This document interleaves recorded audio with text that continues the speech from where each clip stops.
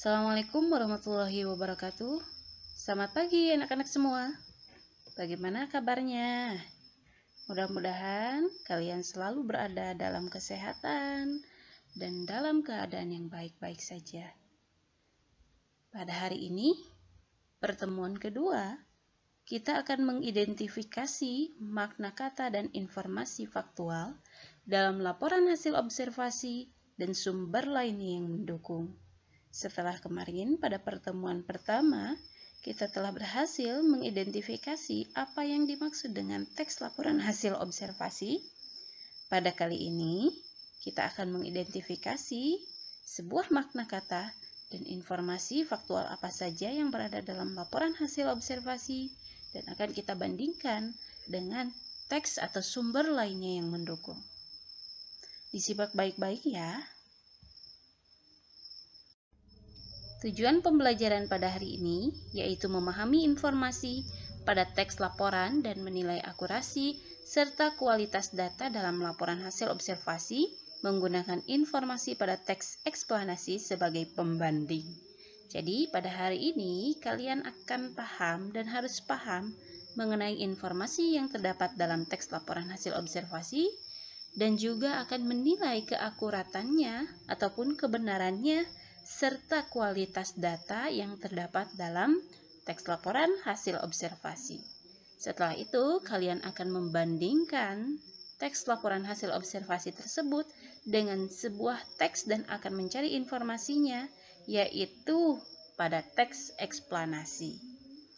Ada beberapa kegiatan sebelum kalian membaca dan setelah kalian membaca. Nah, kali ini kalian akan membaca laporan hasil observasi ataupun kunang-kunang ya. Jadi teks laporan hasil observasi ini berjudul kunang-kunang. Untuk aktivitas membaca kali ini, ikuti 2 langkah berikut ini. Yang pertama, ini kegiatan sebelum membaca ya. Tuliskan judul teks yang akan kalian baca, berarti kalian harus sedia buku dan sedia ballpoint. Kemudian langkah yang kedua yaitu tuliskan pertanyaan adik Simba. Apa, di mana, kapan, siapa, mengapa, dan bagaimana yang muncul saat kalian membaca judul teks. Sebelum kalian membaca, tuliskan terlebih dahulu pertanyaan adik Simba ini. Sehingga nanti setelah kalian membaca, kalian akan tahu ya yang dimaksud dengan adik Simba apa, di mana, kapan, siapa, mengapa, dan bagaimana yang terdapat dalam teks tersebut. Kemudian kegiatan kedua yaitu kegiatan setelah membaca. Tuliskan informasi penting dari jawaban tersebut. Berarti informasi yang mana saja? Yaitu informasi yang tadi ya, yaitu adik Simba itu merupakan informasi. Nah, jadi setelah membaca kalian harus menuliskan informasi yang berasal dari adik Simba ini. Kemudian yang kedua, buat ringkasan dari setiap paragraf.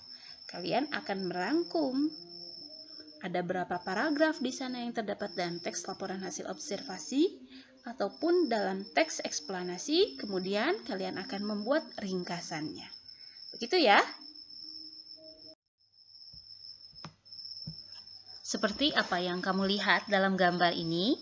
Gambar ini berisi gambar sebuah kunang-kunang ya. Pernahkah kalian melihat kunang-kunang? Kalau dulu zaman waktu ibu kecil, ibu sering sekali melihat kunang-kunang. Kunang-kunang biasanya berada pada malam hari ya. Nah, kunang-kunang merupakan jenis serangga yang dapat mengeluarkan cahaya yang jelas dan terlihat saat malam hari. Cahaya ini dihasilkan dari sinar dingin yang tidak mengandung ultraviolet maupun sinar inframerah.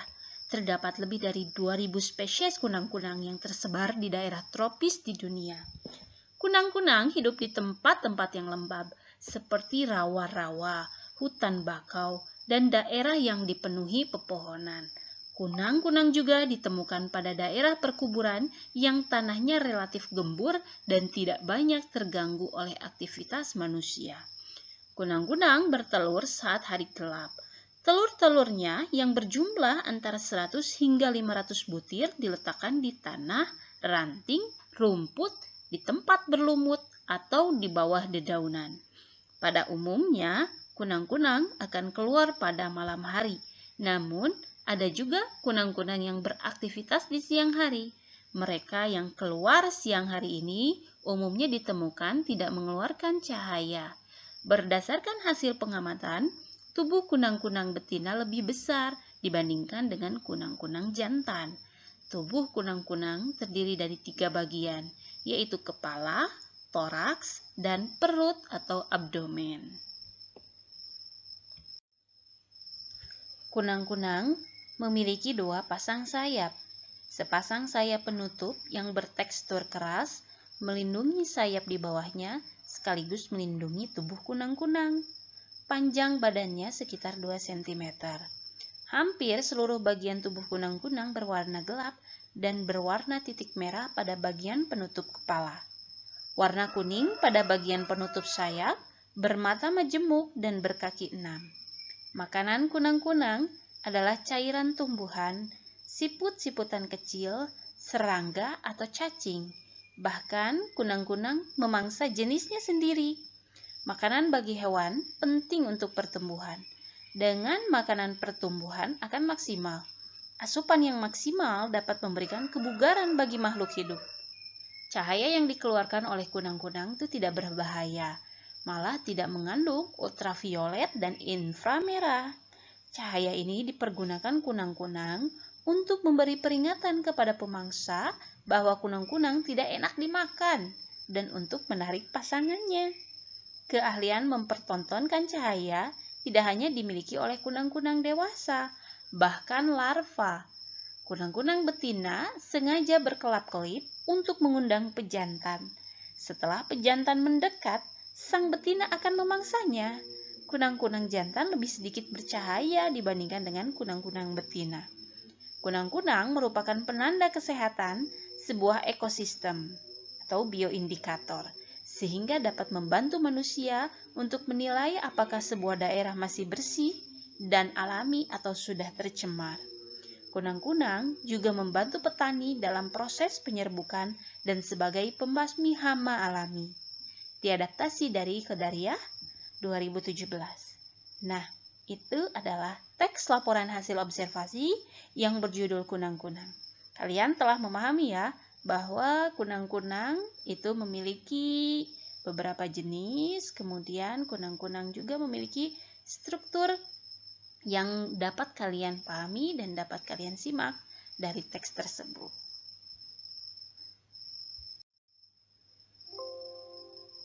Nah, kali ini kita akan beralih ke teks eksplanasi yang akan menjadi pembanding dari teks laporan hasil observasi tadi ya.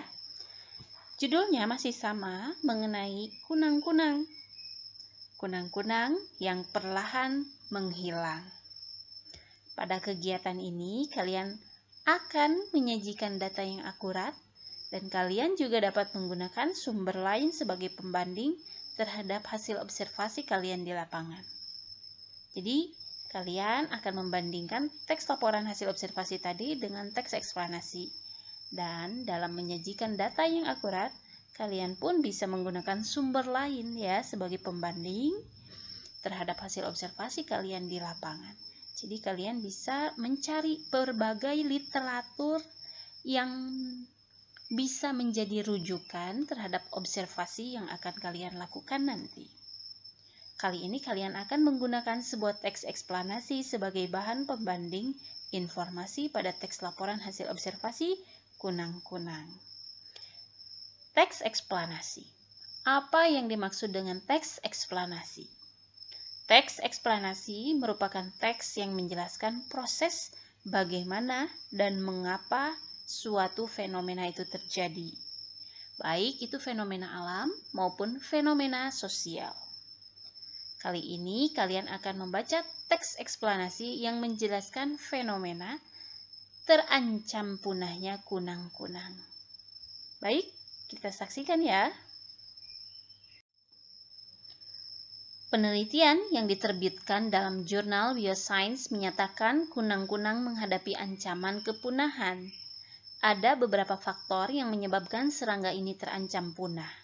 Penyebab pertama kepunahan kunang-kunang adalah hilangnya habitat hidup kunang-kunang. Kunang-kunang menderita karena habitat yang menjadi tempat untuk menyelesaikan siklus hidupnya telah menghilang. Misalnya, kunang-kunang Malaysia yang terkenal karena panjangnya harus kehilangan habitatnya untuk berkembang biak di kawasan bakau karena dikonversi menjadi perkebunan sawit dan pertanian budidaya. Dalam penelitian lain juga disebutkan bahwa polusi cahaya menjadi penyebab kedua terbesar punahnya kunang-kunang. Penggunaan cahaya buatan pada malam hari yang semakin marak selama seabad terakhir adalah ancaman paling serius kedua bagi kunang-kunang. Banyak kunang-kunang mengandalkan bioluminescence, reaksi kimia di dalam tubuh mereka yang memungkinkan untuk menyala saat menemukan dan menarik pasangan. Banyaknya cahaya buatan dapat mengganggu fase ini. Penelitian juga mencatat tingkat kecerahan di bumi mengalami peningkatan sebesar 23%. Selain itu, Avalon Owens, seorang kandidat PhD dalam biologi di Universitas Tufts, menyampaikan bahwa polusi cahaya benar-benar mengacaukan ritual kawin kunang-kunang dan berdampak kepada regenerasi kunang-kunang. Penggunaan insektisida juga berperan dalam penurunan populasi kunang-kunang. Profesor biologi dari Universitas Sussex dalam Dave Golson mengatakan hilangnya habitat menjadi faktor paling utama yang mendorong kepunahan kunang-kunang. Sedangkan pestisida adalah faktor sekunder yang tidak bisa dikesampingkan. Selain tiga faktor itu, pariwisata juga memicu kepunahan kunang-kunang. Di Jepang, Taiwan, dan Malaysia misalnya, meningkatnya angka wisatawan yang mencapai 200.000 pengunjung membuat populasi kunang-kunang menurun. Di Thailand, peneliti juga mengatakan bahwa lalu lintas perahu motor di sepanjang sungai Bakau telah menumbangkan pohon dan mengikis tepi sungai, juga menghancurkan habitat kunang-kunang. Sementara, spesies yang tidak dapat terbang diinjak-injak oleh wisatawan di Carolina Utara dan Nanacapilla di Meksiko. Nah, kalian telah menyimak dua teks ya. Yang pertama yaitu teks laporan hasil observasi yang kemudian dibandingkan dengan teks eksplanasi. Ataupun teks eksplanasi di sini sebagai rujukan ya untuk meningkatkan akurasi data mengenai kunang-kunang. Jadi boleh ya ketika kalian nanti di lapangan mengobservasi sebuah objek, tapi kalian pertama-tama ataupun langkah berikutnya akan menjumpai atau menemukan ataupun mencari bahan rujukan lainnya yang bisa mendukung mengenai objek yang kalian teliti. Nah, kemudian setelah itu, setelah kalian menyimak antara teks laporan hasil observasi dengan teks eksplanasi, yang keduanya pun sama, yaitu membahas mengenai kunang-kunang, kalian akan membandingkan informasi yang terdapat pada teks laporan hasil observasi kunang-kunang dengan informasi pada teks eksplanasi kunang-kunang yang perlahan menghilang. Gunakanlah pengatur grafis berikut untuk membandingkan informasi pada kedua teks tersebut. Perhatikan contoh pengisian yang terdapat dalam tabel. Pertama-tama, kalian akan membuat sebuah tabel terlebih dahulu. Ini adalah tugas yang pertama ya. Tabel perbandingan antara informasi pada laporan hasil observasi dan teks eksplanasi. Informasi apa saja yang terdapat dalam teks laporan hasil observasi kunang-kunang? Nah, tadi kan pada kegiatan pertama, kegiatan sebelum membaca dan setelah membaca, kalian telah meringkas ya setiap paragrafnya yang berada dalam laporan hasil observasi maupun pada teks eksplanasi, yang keduanya pun sama membahas mengenai kunang-kunang. Nah, kemudian informasi-informasi tersebut dimasukkan ke dalam tabel ini ya. Jadi yang pertama, informasi yang pertama contohnya, kunang-kunang hidup di tempat-tempat lembab seperti rawa-rawa, hutan bakau, dan daerah yang dipenuhi pepohonan. Ini terdapat dalam paragraf kedua. Kemudian, kunang-kunang Malaysia yang terkenal karena panjangnya harus kehilangan habitatnya untuk berkembang biak di kawasan bakau. Nah, ini adalah informasi yang terdapat dalam teks WHO. Kemudian ini informasi pendukungnya yang terdapat dalam teks eksplanasi yang berjudul Kunang-kunang yang perlahan menghilang. Nah, jadi kalian akan membandingkan informasi yang terdapat dalam LHO ini dengan informasi yang terdapat dalam teks eksplanasi, ya. Informasi apa saja yang terdapat dalam teks laporan hasil observasi kalian paparkan di dalam tabel ini, di dalam tabel yang pertama. Kemudian informasi pendukung apa yang dapat mendukung informasi yang terdapat dalam teks laporan hasil observasi tersebut. Kalian akan paparkan di tabel yang atau kolom yang selanjutnya. Begitu ya, mengerti ya? Nah, dalam kegiatan yang selanjutnya, yaitu kegiatan yang ketiga, setelah kegiatan pertama kalian menyimak, kemudian yang kegiatan kedua kalian menganalisis, sekarang kegiatan ketiga yaitu kalian akan menyimak bersama-sama salah satu ciri kebahasan atau kaidah kebahasan yang berada dalam teks laporan hasil observasi. Salah satu ciri bahasa yang digunakan dalam laporan hasil observasi adalah bahasa ilmiah. Ya, jadi bahasa ilmiah ini tidak bisa dilepaskan dalam teks laporan hasil observasi. Jadi akan selalu ada bahasa-bahasa baku atau bahasa-bahasa ilmiah yang mungkin dalam sekali atau dua kali kalian tidak akan memahaminya. Tetapi ketika membaca lagi dan menyimak lagi, oh, kalian akan tahu nih apa artinya. Biasanya seperti itu ya. Hal ini tidak lepas dari laporan hasil observasi yang termasuk ke dalam teks ilmiah itu sendiri. Untuk memahami arti kata-kata ilmiah yang jarang ditemukan dalam kehidupan sehari-hari, kita dapat menggunakan berbagai cara ya. Yang pertama yaitu makna atau arti kata seringkali dijelaskan secara langsung atau tersurat di dalam teks. Jadi, makna atau arti kata itu biasanya diikuti setelah kata yang pertama. Jadi akan dijelaskan secara gamblang, secara langsung dan tersurat di dalam teks tersebut. Contohnya, belalang anggrek merupakan predator polifagus atau pemakan beberapa jenis mangsa. Definisinya apa? Belalang anggrek ya. Kemudian akan dijelaskan setelahnya, belalang anggrek merupakan predator polifagus atau pemakan beberapa jenis mangsa. Yang kedua, yaitu makna atau arti kata dapat kita temukan dari penjelasan secara tidak langsung di dalam teks. Kalau tadi secara langsung, kalau yang kedua ini yaitu secara tidak langsung. Contohnya, tongeret termasuk hewan herbivora. Tongeret dewasa mengisap sari makanan dari batang pohon menggunakan mulutnya yang seperti jarum. Saat masih berbentuk nimfa, tongeret mengisap cairan dari akar pohon untuk bertahan hidup.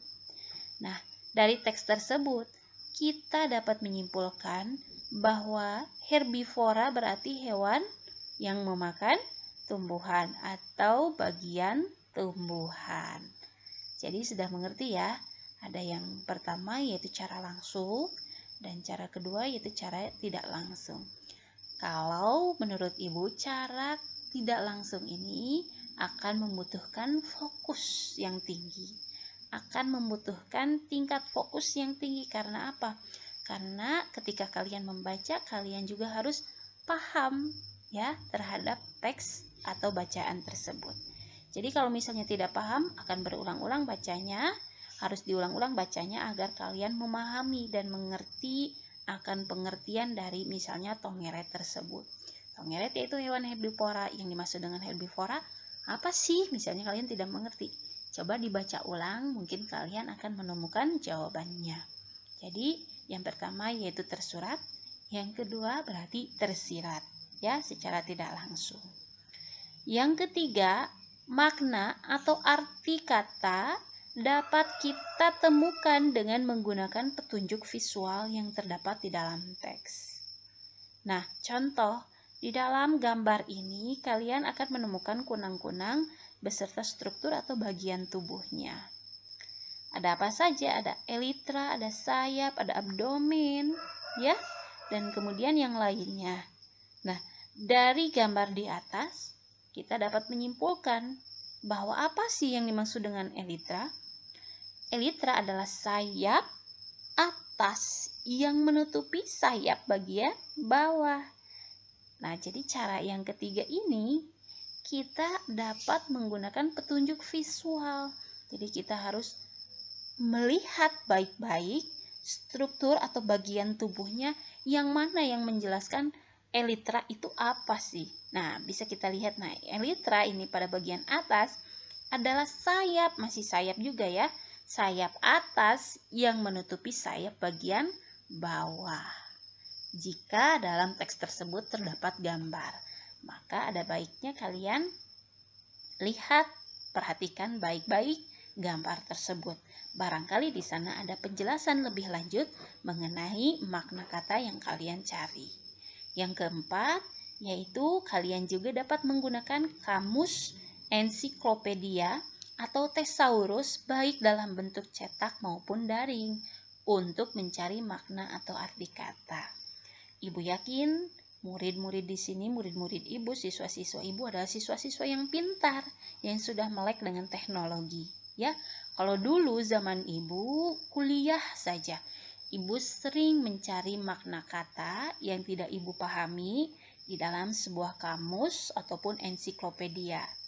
Karena memang ibu senang membaca, jadi meskipun ibu tidak mencari, juga ibu akan melihat ensiklopedia apa, makna kata apa yang tidak ibu pahami yang biasanya akan ibu temukan di dalam ensiklopedia. Akan tetapi, saat ini dengan kemudahan teknologi, kalian bisa mencari berbagai makna kata di kamus online atau thesaurus online atau ensiklopedia online, ya, ataupun yang disebut dengan daring, ya, dalam jaringan. Kalian bisa mencari misalnya makna kata apa sih yang tidak kalian mengerti, masukkan saja di dalam keyword Google itu sendiri, ya, ataupun bisa menggunakan aplikasi yang lainnya. KBBI, coba cari Kamus Besar Bahasa Indonesia. KBBI ini biasanya terdapat online-nya, daringnya maupun offline-nya. Kalau offline-nya bisa kalian unduh ya di Play Store. Nah, kalian bisa mencari berbagai makna kata di Kamus Besar Bahasa Indonesia, baik yang tersedia secara online maupun yang tersedia secara offline. Nah, gambar ini merupakan tangkapan layar dari Kamus Besar Bahasa Indonesia daring saat kalian mencari arti kata toraks. Untuk mengakses laman tersebut, kalian dapat mengunjungi tautan yang berada di sini ya. Nah, kemudian ini gambar yang kedua. Gambar ini merupakan tangkapan layar ketika kalian mencari arti kata toraks dan dari berbagai kelas kata melalui thesaurus daring yang tersedia di berbagai tautan yang bisa kalian cari ataupun tautan yang ibu sediakan di sini. Ya, jadi ada beberapa cara, yaitu 4 cara ya yang kalian bisa gunakan untuk mencari berbagai makna kata, baik itu secara langsung, secara tersurat, tersirat, ataupun petunjuk visual, ataupun pencarian sendiri di kamus yang tersedia di offline maupun online. Nah, itu dia.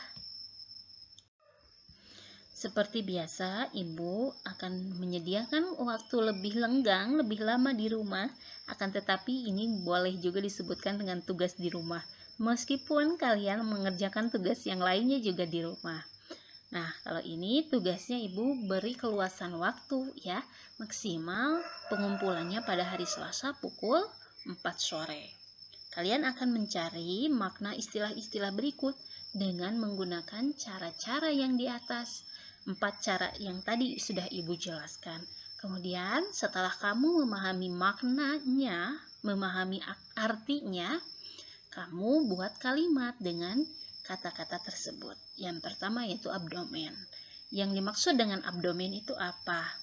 Nah, setelah kalian memahami makna kata abdomen dengan mencari makna tersebut dengan 4 cara yang telah Ibu sebutkan, abdomen ini berada di mana? Misalnya ada dalam teks apa? Boleh kalian cari dari teks pada pertemuan pertama, ataupun kalian bisa mencarinya langsung secara offline, secara online, ya, baik secara offline maupun secara online. Seperti yang Ibu sebutkan tadi, kalau secara offline berarti kalian harus mengunduhnya terlebih dahulu. Kalau secara online berarti kalian harus on dalam jaringan, baik itu mencari lewat Google ataupun aplikasi perambahan lainnya. Yang kedua, bioindikator.